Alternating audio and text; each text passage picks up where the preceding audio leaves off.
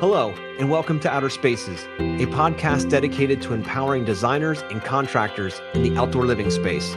Through this show, we hope to create a powerful resource for you, someone who is trying to grow their company but might not have all the tools and processes to do so. On Outer Spaces, we are passionate about breaking the chains of small mindsets and helping contractors just like you take control of their businesses and their lives. My name is Joshua Gillow. And I'm Duane. Through our 40 years of combined dirt under the nails experience, we look forward to sharing tips, strategies, and other contractor success stories here on the Outer Spaces podcast. Without further ado, let's get on with the show.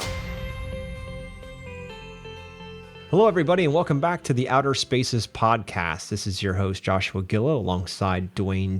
Hey, Duane, what's happening in Chicago today? Nothing much, man. We're the Windy City today. I had to cancel another flight because the wind was blowing too hard, and the gods were not for me today. You know how that works. I take it personal when I can't go flying. I can imagine. You got to pick another hobby, something that's not so weather dependent. No, that's not the case. I just need to make some more money and get a bigger airplane. There you go. That's what it is. The plane that I fly right now can only handle no more than about a 15-knot crosswind. And I can only land in about a 10 to 12-knot crosswind. So it's really my skill. But the bigger plane you get, the crosswinds can go up to 20 mile and 35 mile per hour. So I just got to make more money and get a bigger plane. That's all. There you go. I love that. Yeah. Life goals, right? Yeah, that's it, Well, today we're going to be chatting about this topic that a lot of people, I don't know whether they know or don't know. I guess we're going to unlock it today, and hopefully you guys found a ton of value in this. But it's something I learned years ago, and Duane and I have been using for a long time now. But I know oftentimes people find this surprising when it comes to communicating with your clients, and that whole idea is exactly what words you use, right? Because you can sell a project, you can influence a person, you can do a lot of different things just by picking certain words or by selecting a way in which you communicate. And we'll get more into exactly what I mean by that here in a moment. But so often in this industry especially, we're plagued by people who don't have a whole lot of sales knowledge or communication knowledge. Maybe it's somebody that's a hobbyist that decides they want to get into making more money. So they buy a truck, buy a wheelbarrow, and out they go. But they don't ever really focus on the communication side of the equation. And oftentimes it leaves more of a bitter taste in a client's mouth. And what I mean by that is by you going out and saying, hey guys, I see you want to do a patio in your backyard. So with that being the case, what we need to do is a 600 square foot patio. You'll be just fine with that. Sounds good. Here's your proposal, and let me know when you want to start. And out you go, right? You're assuming that 600 square foot's fine. You've just, didn't even listen to the client and what they wanted. You kind of just jumped into it and said, you know what, this is what I think is best here. And not really opened up a conversation to listen to what they truly are trying to achieve by investing this money in their outdoor space. So what we're trying to do today here in this conversation is to give you some tools so that if that is you, and it sounds like you, and it used to be me when I first started out, right? To give you some tools that you're able to implement that you can get a better communication going with your clients and open up that conversation so that you can really get a better depth into what they're trying to achieve. So, Duane, have you ever been guilty of that in your last 25-year career? Throughout the career, I have to say that was probably one of the number one problems that we had in our sales process. And we would sell, but we weren't gaining the growth and we weren't getting the projects that we really wanted.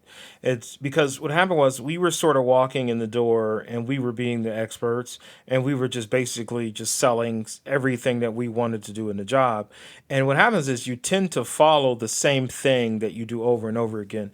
No matter how creative you want to be, sometimes you can get stuck in the same rut and situation. And it really wasn't until maybe about 2 years ago, Joshua, is when, we started tweaking the Yes Express model and you created that sales model. And then we had those series of questions to go through. And it was really hard to ask some of these questions and to just shut my mouth. Because you would sort of want to puke more and more information because you want to prove to these people how smart and how educated and how great you are and nobody's better than you. Like you keep wanting to do that. But I noticed the more I practiced and the less I actually had to show them whatever, and the more I listened to them, the more they thought I was the great guy or understanding. And I actually was getting better information from them. The ticket prices of the jobs were getting higher. we were getting the designs that we really wanted to draw because they started telling us their innermost feelings of what they wanted to do. And all we had to do was just shut our mouths and just listen instead of just trying to puke all this information and trying to be how smart we are. Like, I've actually done this now to having more conversations. I used to be the loud guy in the room. Now I'm sort of the quiet guy because I'm listening for little words and I'll ask little questions to sort of steer the conversation. You mean, but I'm really gaining a ton of information as much as I can from people. Absolutely. My father taught me when I was young, he says, kid, you're going to learn a lot more with your ears than you will with your mouth. And that's something that always stuck with me. But to your point, when we first start out, especially when you don't have a whole lot of experience or you just don't have the credibility or the street cred that you hope you have, you feel like you can fill that gap with knowledge. So you read some books, go to some seminars. Next thing you know everything about interlocking pavers or retaining walls or whatever it might be. So going out to that site, you feel like you need to fill air with knowledge so that that client will think more of you. And what happens is you lose them. Some people really like that, fine-tuned detail of exactly what you're going to do. But 90% of our clients are coming to us for a result. They don't really give a shit how we get there as long as A, it's going to last, and B, it's going to solve the problem. They really don't care. So the reality is we need to be thinking about it from the perspective of our prospect, from our client's shoes, be thinking about what does it mean to me? What's in it for me from the client's perspective? And then they will, once you turn your communication around that way and start focusing on really getting that nailed down first so they can answer that question as quickly and as efficiently as possible, then you're going to be at the highest level of their consideration for the project. But if you go in there with tons and tons of information and tons of books and leave them all kinds of stuff behind, you put them in a position that they will have analysis paralysis, and they were like, oh my God, like, he's a smart guy, he knew a lot of stuff, but I couldn't correlate the difference between what he was telling me and what I needed to have done, because he's so smart about what he's doing, but he doesn't know how to bring it down to earth so I can understand it. You know what I mean? When it comes to the client's perspective, because most of them have never done a patio or a retaining wall. And if they have, they don't understand the words and the lingo. So we go and we get that, dictionary out or whatever, that Hardscapers dictionary. And we go there and talk about, everything from different, aggregate materials that we're going to use underneath, the compaction ratings and the geotextiles and whatever it might be, right? But at the end of the day, they don't give a shit about any of that stuff. It's important to us because we learned it, but they don't care. All they care about is this patio is going to hold up to the test of time and not going to grow a ton of weeds and be a ton of maintenance for me. That's all they care about. And at the end of the day, if you're not focusing your communication and your conversation toward that, you're going to end up with a ton of information, vomited all over them. And they're just going to be like, oh my God, can I just find somebody that gets me? Right? And one of the number one things that I've found in the last 25 years in this world, especially in the last 5, and I use this constantly, is listening to your clients. That's obvious, but listening to their exact words and phrases that they're using.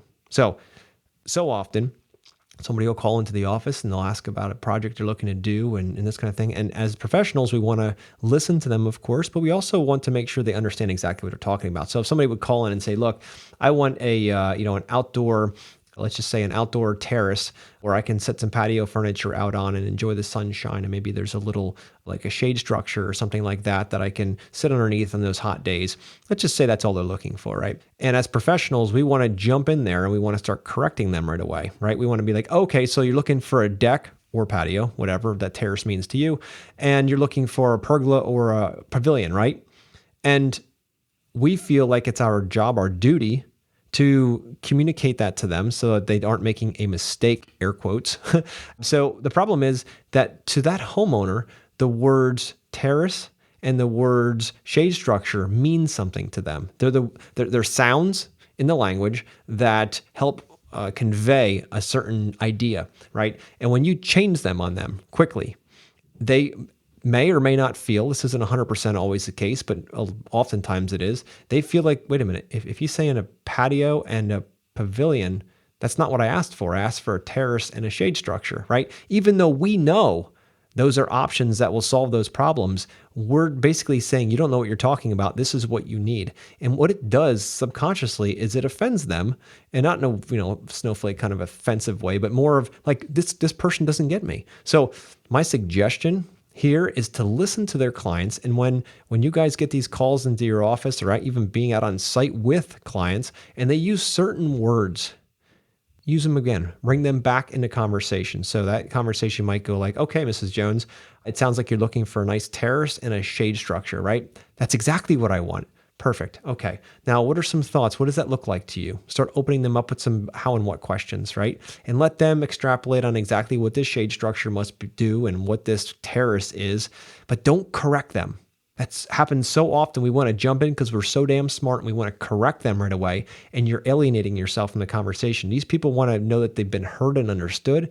And when you correct them, it does the absolute opposite. So when you're taking your sales calls, when you're communicating, write down their exact words they used and then use them back to them to make sure that you both understand exactly what they want. And if you need to go deeper, you could say, tell me a little bit more about that terrace. How do you visualize that working for you? Or what does that look like for you?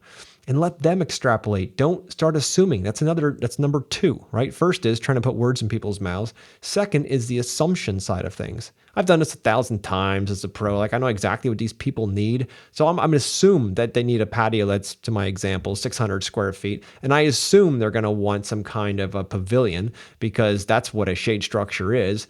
And you miss the entire conversation that creates the journey of understanding between you and your client and opens them up to trust. Because if you come out there just a bulldozer trying to bulldoze this quick because you're trying to get 10 different calls in one day, they're going to feel that. They're going to feel like a number, and they're not going to open their checkbook up or their ideas to you. And you're going to wonder why your closing rates are lower or you're not locking down those big projects. Because the bigger the ticket gets, guys, the more they expect to be heard, the more that they want to be understood. So it's really important, those two things. One is to use their words right back at them. Utilize that technique. Think about it. That's a great way to connect, build great rapport and trust. And then the second is obviously going to be the side where you're working toward using, again, their words and also setting that expectation for everything else coming. So that's a big part. So Duane, have you found much difference in what you've done since you've incorporated that? Total change, total change. Like you think that every I go by telling stories, but I saw like a YouTube video that was being shared on Facebook one time, and it was this brother, and he was knocking on doors and he was selling some product, and this dude was dope. I mean, his mouthpiece was insane. Like he real fast, talking like Dolomite and shit. You mean I got this? I'll flip this around. I'll spin this. Da da da da. And like it was all this comment. Like, this is the hottest salesman out here. This is like, and I want to give him props because that takes a lot to go knock on somebody's door and sell them a product that you've never met. So having a gift of gab is that gift of gab. And we were always taught our sales process is the gift of gab. You get the gab, or you can sell, you got the gift of gab. What I'm learning to hit this higher level and to create these spaces with feeling and life and have these budgets where clients, they just sort of like, yeah, we don't really worry about how much that is. We just want it. I learned it's the less I speak, and it's the more strategic of how I speak now. Like I learned I don't really say much anymore. I'm just asking questions and doubling down on what they say. So if they say they want a terrace, they want to sit outside. So which direction do you want to sit? I mean, where do you like the sunlight? Do you sit in the sun or you don't like to sit in the sun? I'm just asking questions to actually keep zeroing in on what their project is. I don't care if it's just a little square rectangle. I'm asking more questions to zero in. Hell, I just did a project where they wanted to zero a little square rectangle, and now it's the hottest. It's going to be the hottest deck in the neighborhood, and it was just supposed to be a square deck. Now it has all kind of plants built in, cable railing. It has, the modern teak furniture. It has the outdoor kitchen cabinetry. Like, this was a little deck that the basic contractor would have gone in and done a $10,000 job. I'm at $50,000 on this deck because I sat back and listened, and I just kept asking the right questions. And one of the things, Josh, to add to it is, and let's just be really authentic, being a brother and being a minority in America, you sort of have to show everybody that you're smarter than everybody else. So I went through this program called the Landmark about 2 years ago. And what it found out was this is what you call your winning formula. And your winning formula is what you think that you need to do to double down in your life to get you through life better.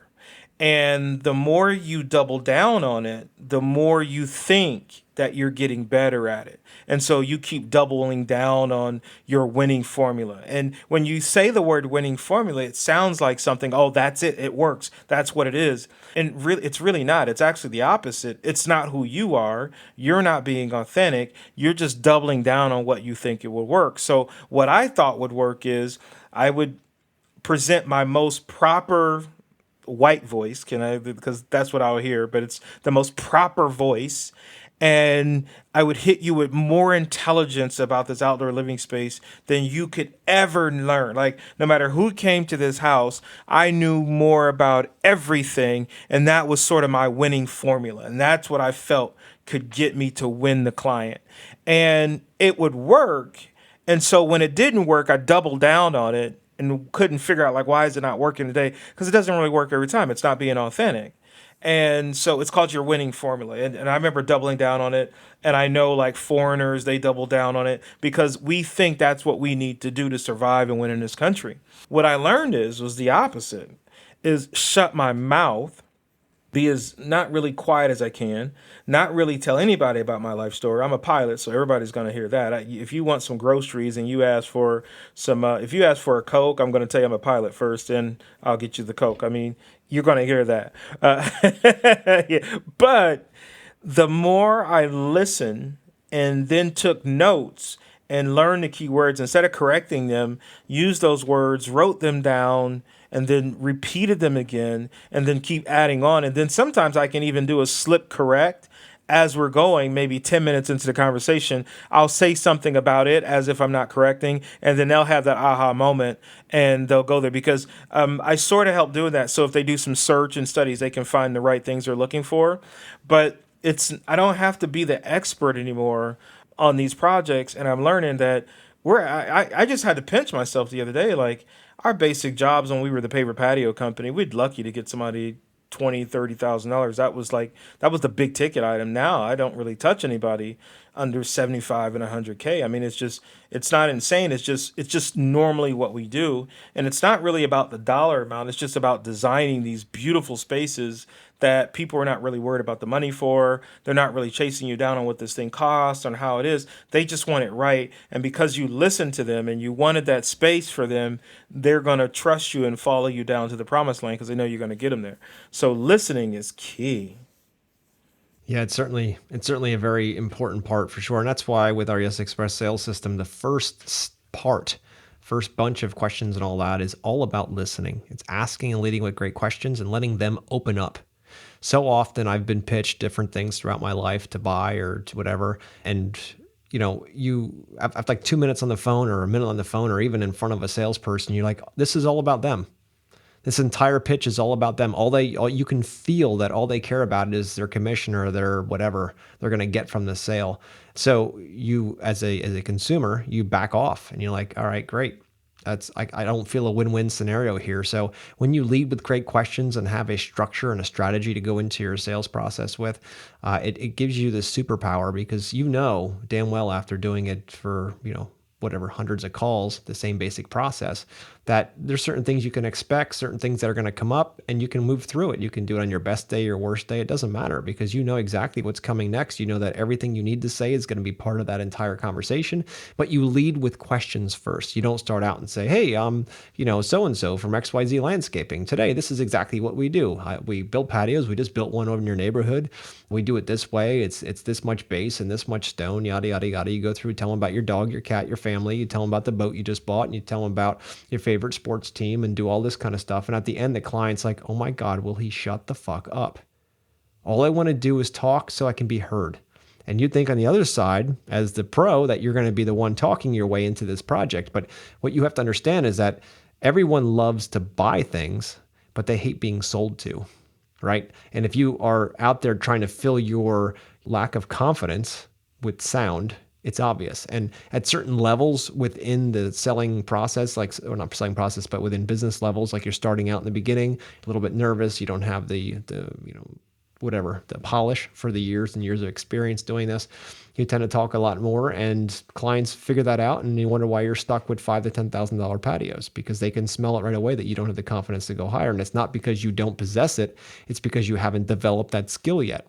And once you get to a certain part in your career, depending on how much you want to or how fast you want to grow and scale, you will learn those skills. You'll have to, because you can't go in there with a $5,000 mindset and sell a $100,000 project. It just doesn't work, right? People smell right through that, and they're not going to just trust that, like, okay, well, I look at this guy's portfolio. He does $5,000 patios, and here's, a six-figure project. It's not going to happen. So, or if it does, you better damn well make sure you got all your I's dotted and your T's crossed, right? So anyway, point is that you need to develop yourself first, learn how to communicate, how to ask the right questions in the right order, and then how to bring them through a process of self-discovery. They're discovering for themselves what is truly in their best interest, and you not trying to drive that down their throat and say, well, everybody gets a 600 square foot patio and everybody gets an outdoor kitchen with X, Y, and Z parts, like none of that kind of stuff. It's about listening. Okay, so what do you see yourself doing out in this patio? Okay, well, it's obviously going to be grilling, dining, and lounging. That's a given.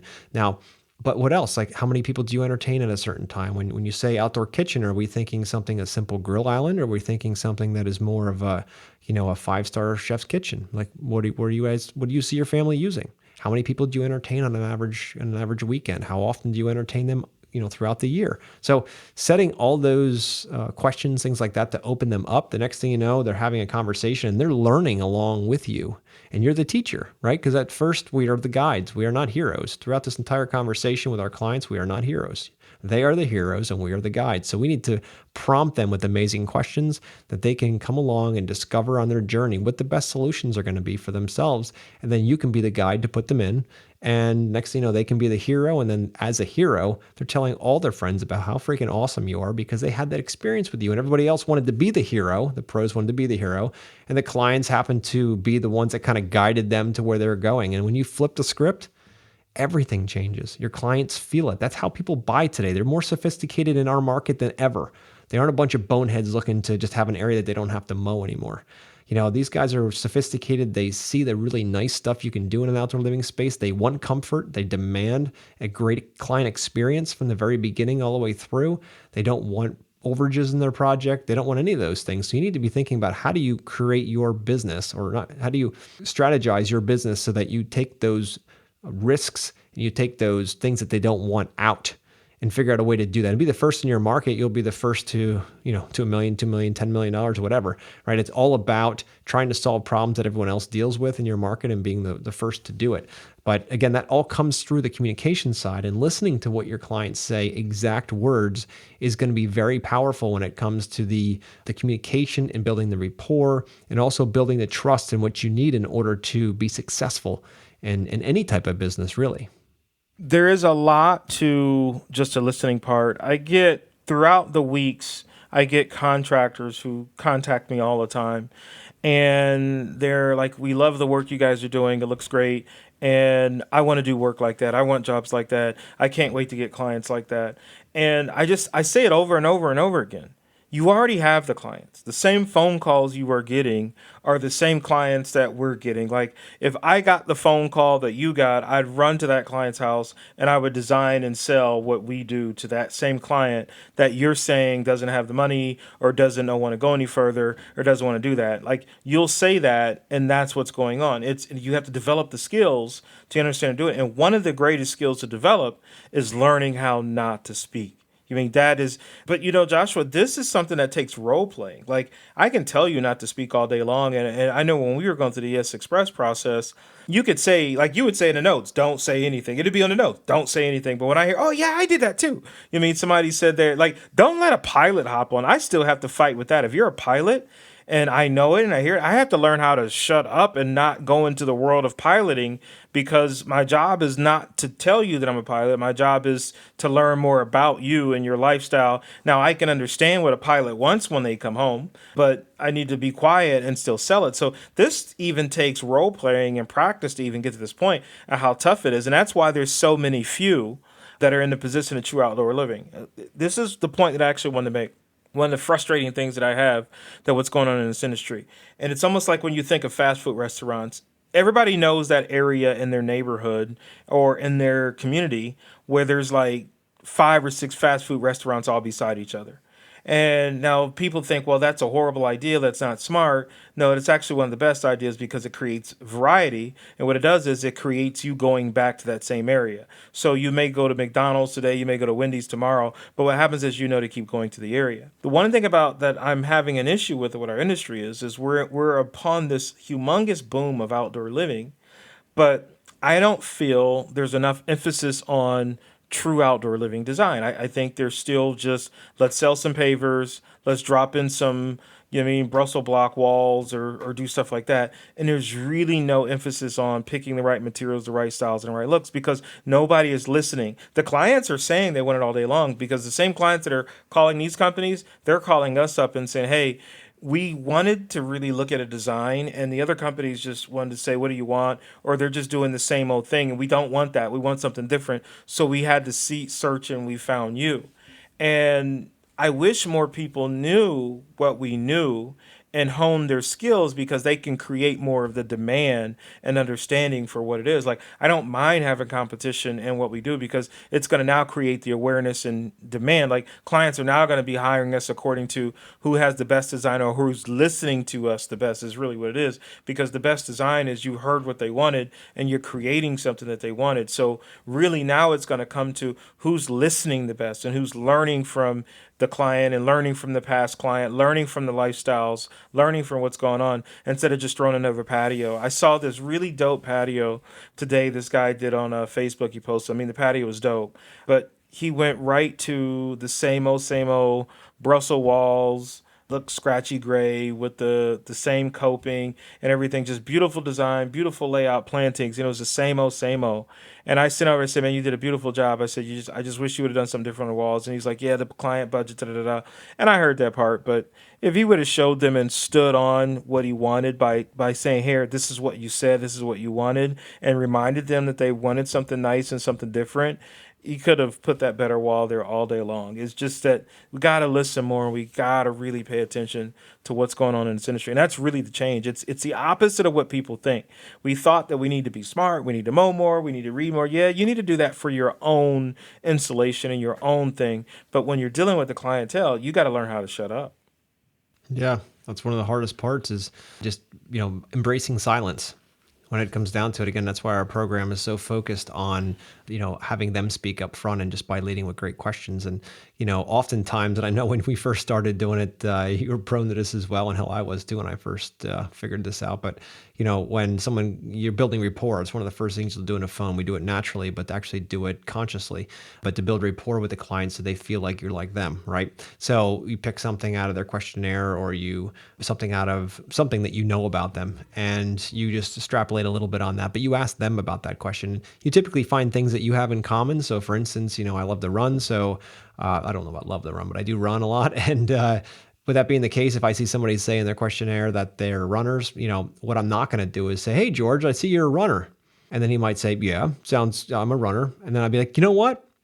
I run all the time. I love running here. I love running there. I run here. I run up this hill, down this hill, over here. I ran this marathon. I ran this. I ran I. And George is like, "What the fuck is up with this guy? I don't care where you've gone. Why are you trying to compare yourself to me and one up me?" Right? And it's so common for people to do that because they're trying to build rapport, but they're doing the opposite. So by saying, "Hey, George, I see that you're a runner in your questionnaire. Tell me about, one of the favorite places you like to go running." And don't even mention the fact that you are. Just don't even mention it. He doesn't give a shit if you're a runner or not. Yeah, you're trying to build rapport, but he doesn't care. What he cares about is this person someone that I can work with? So if you're asking questions that are all about him, putting him on stage the entire time, dude, he's going to love it because everyone else is calling in, talking about their lives and how awesome they are, giving him all that vomit we talked about earlier, all that industry speak to make them sound really smart. And when you're the guy that calls up or the gal that calls up and has a conversation with them that really truly wants to get a sense of what they're trying to do by leading with awesome questions in a framework that always gives you the very best results and leaving your story for later in the conversation when it's the right time, it's game over. You win every time. That's the crazy part because they aren't expecting that, especially from a quote unquote landscaper or a hardscaper or whatever it might be. They just expect the basics. But when you wow them with an experience before they even have it by leading with questions they never thought about. You're asking them questions like we get it constantly on certain questions that we ask, like, wow, that's a really good question. And they have to stop and think. It's not the standard, yeah, can you come out and take a look and give me a measurement and a quote for this patio? No. You got to get through the gate first. And that's what this is. We got to make sure we're a good fit for each other. And we do this so we don't waste a ton of time driving out to look around, all to be told, no, I got 9 other guys lined up right after you. Cheapest bidder gets the project. And if that's you, then you're losing money every single time. But when you learn how to communicate with people, it's so easy, and it's you can replicate it over and over. You can teach all your salespeople the same exact process, that there's no question in all of these things. Communication now becomes a part of your culture. And now you start communicating within your teams, inside of your business even better too. So all of that is just so powerful. But the premise of this entire podcast here is to have you try this tool. Just try it. Listen to your clients more intently and use their exact words back to them. Again, if they use the word terrace, say, okay, Mrs. Jones, it sounds like you're looking for a terrace and looking for that shade structure. So tell me a little bit more about that, and let her go into that. Don't try to correct her. Just if there's any tool or any concept you use, just try that. And then another big thing, which we haven't even talked about, we've dabbled into it, but it's the STFU. And that stands for shut the fuck up. So you ask a question and you shut your damn mouth. That's all. And trust me, the silence will elicit them to respond, and they will then have a conversation. The more quiet you are, the more reserved you are when you talk to people, most of the time you're going to find that they're going to respect you more because you're more controlled. If you're running your mouth constantly, they're going to be like, man, he's trying to fill air. And subconsciously, they're not thinking this consciously, but subconsciously, like, this guy's trying to fill air. He probably doesn't. He's nervous. He's talking way too fast. He needs to stop doing that, and he needs to start listening. And that's when you get stuck at $5,000 to $10,000 projects and you can't get to the upper echelons because they can tell it in your voice. Humans are very smart. Yeah. You could go 5 levels deep. It's called a 7 levels deep questions with people. And you can have the most profound conversation with somebody just by asking them the questions. And the way you do it is, and this is one way to practice it. If you don't have any of the sales training that you've gone through, Yes Express, anything like that, if you just want to practice, ask someone a question. When they answer their question, find something that they answered in the question and ask them another question about that answer, and then do it 7 times. You'll have the most profound conversation you've ever had with that person, and you didn't say a word into the conversation. The only thing you did was ask more questions. And here's something else I read. And I actually read this when I was selling cars back, 15 years ago. Is How to Win Friends and Influence People. And at the time I read it, I got it, but I really didn't understand it. Like, they said, if somebody tells you about their lives, they think you're best friends and they'll love you to death. And I practiced it at the time, but I really didn't understand it to the level that I've understood it now. And now all I have to do is sit back. I do it on everybody now. I don't just do it on clients. I do it on my wife. I do it on my kids. I do it on everybody I meet. If I meet you on the airplane, I'll just keep asking questions after questions after questions. And you're just telling me your entire life story. And it's wild to see how powerful it is. And they knew nothing about me. Now they do know I'm a pilot. Yeah, gotta Of course. everybody knows that. Like, it doesn't matter if you, like, if you ask me for the umbrella that I have in my hand, you know I'm a pilot, right? You know what I mean? Like, you're gonna hear Exactly. that. You want fries with that? For a pilot, yes. Yeah, you're going to hear that. So there's one thing I'm going to puke out. I'm going to tell you I'm a pilot first before I'm anything else. Like, I'm proud of that. But that's it, dude. Like, you just got to be able to learn how to shut your mouth. And it takes role play, Joshua. It's not as easy as you think. Like, and it's even worse if, just like you say, if they mention running to you, or if they mention what's your thing is you're not the Iron Man, but the what Ninja are the Warrior. thing, the Ninja Warrior. If they mention that to you, I know that's so hard not to take off and go down that path. But the good thing is, what questions to ask about being a Ninja Warrior, but you got to watch out to not be the asshole and to sort of ask them the questions to check them to see if they really are. So you got to watch out for that too. I know that's tough. It is, but you're absolutely right. And I've had clients that their kids are in, say, Ninja Warrior or whatever, and I've been training for 4 years now. So it's been a fun hobby, and I'm in and out of it, depending on the time frame and of life and different demands. But, I have a client bring that up, and if I see it in their questionnaire, for instance, they say, we love American Ninja Warrior, whatever. I'll say, oh, cool. What's your favorite obstacle? Like, I'll lead them with questions based on what I know, but I will never be like, hey guys, I've been on the set. I've been, the stuff you see on the show. I've done that stuff. Like, I don't, because that's just me tooting my own horn, and they don't give a shit about that. Later in the conversation, there might be time for that after you've locked down the deal and you guys are just kind of talking back and forth during a build or during the design process later. Maybe it slips out, whatever.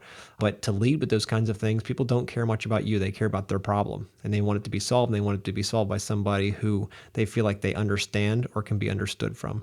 So that's really the first thing you need to get through. But so often, man, so often. And again, I used to be guilty of this too. I thought by telling them how awesome I was, that that would help, and it did the opposite. So, in the beginning, when you're building rapport, whether you do our sales process, a sales process, whatever, when you're building rapport, it's all about them, right? You ask them questions, just make sure you understand when you're leading with questions, make sure you understand what you're talking about. So for instance, I'm not a golfer, never have been. I don't think I ever will be. So if I see on a questionnaire or anybody in general that says, yeah, I'm a golfer, I do this, I say, that sounds awesome. But I'm not going to be like, oh, cool, and just start bullshitting with them, because they're going to sniff right through that quick. And once they feel like you're a fraud because you're just trying to make, idle chatter, they're not going to feel very trustworthy into whatever else you say. So I try to stay away from subjects that I don't truly know, and I focus on things that I do. And there's certain subjects like weather and family and things like that, depending on what you see and what you hear, that are easy subjects to talk about that everyone can relate to. But, again, don't go into a subject. If I'm not a pilot, so I wouldn't, if somebody said they're a pilot, I'd be like, oh, that's really cool. Like, what's this and this? And like I wouldn't do that, because I don't have enough knowledge to really be valuable asking good, solid questions. But to your other point about the 7 levels, there's a whole concept of 7 levels of why as well, where somebody doesn't really know why they're doing stuff, either, in life in general or just bad choices, whatever. You can go down through that with them and bring them down 7 levels of why, and get right down to the point, like to the actual, if you will, the crux of it all. And it's really quite powerful. I've had people cry during that kind of a thing. And I've actually myself been through that too, where I had somebody who brought me to 7 levels because I couldn't figure out why I was doing a certain thing.